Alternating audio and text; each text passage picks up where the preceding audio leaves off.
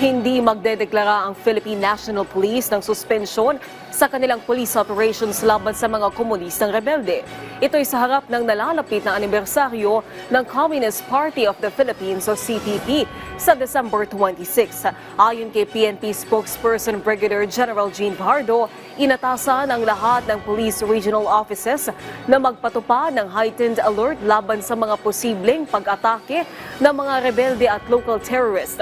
Mahigpit din ang babantayan ang mga crime-prone area para agad matugunan ang mga posibleng banta sa seguridad.